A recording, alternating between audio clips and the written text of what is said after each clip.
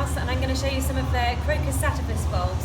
Crocus sativus, also known as Saffron, and these are top size bulbs here. You can see they're actually huge compared to these little tiny ones. Now these are top size bulbs, and these are the small sort which we would use these to plant back into the fields and grow on for another year before sending them out. This large sort is the sort that gets sent to you. These are very easy to grow, and the best thing about them is that there are two main benefits to growing Crocus saffron. The first one obviously is the harvest of really valuable saffron stigmas that you can take out of the flower, and you can dry them out and use them in cooking. And the other benefit is the lovely purple autumn colour that you get from them, which is brilliant in autumn, just as all the other colours are starting to fade. They're really easy to grow.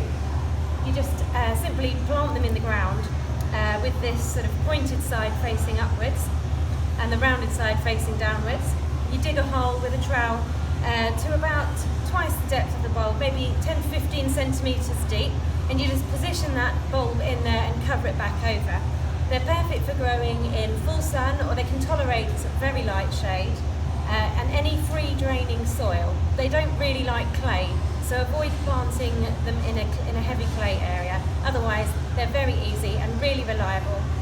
Plant bulbs this size in late August towards the end of September, and you should have flowers by late October or throughout November the same year. Avoid buying bulbs that are this size. These are cheaper bulbs, and these would usually be grown on by the grower into top size bulbs to send out to you. If you buy bulbs this size in the shops, you probably won't get flowers in the first year. You have to grow them on first. So yeah, you plant these out and you'll get flowers in late autumn, and from those flowers, if you want to enjoy the colour of the bloom, then you just simply harvest the stigma. You'll see it's the long red stigma that comes out of the purple bloom.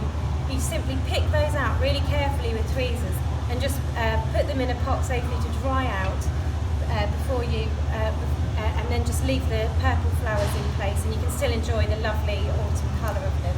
You can grow them in pots as well, although they do naturalise very readily. So for best value and the best crop of saffron and the biggest display, it's best to grow them in open beds where they can spread out and you can enjoy more flowers every single year.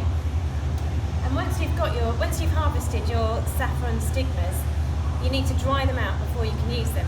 So to do this on a small scale, so just at home, you can do it on a piece of kitchen towel or in a drying rack, which is layers of canvas, and you just position each stigma on there in a warm, dry place for a few days, and they should dry out completely. And this is the end result. Once you've dried out your saffron stigmas, this is what they look like, and you can store them in a jar just like this. Keep the lid nice and tight and store them in a cool, dark place. Typically a saffron flower will have 3 stigmas, so you need quite a lot of flowers to produce this much. Around 150 flowers is what you need to produce 1 gram of saffron, which is worth about £75 in the shops. Saffron bulbs are available to buy now on the 𝗱𝗲 website. That's 𝗱𝗲 We ship all over the world, so wherever you are, you can get them. Just get in touch or visit our website to find out more.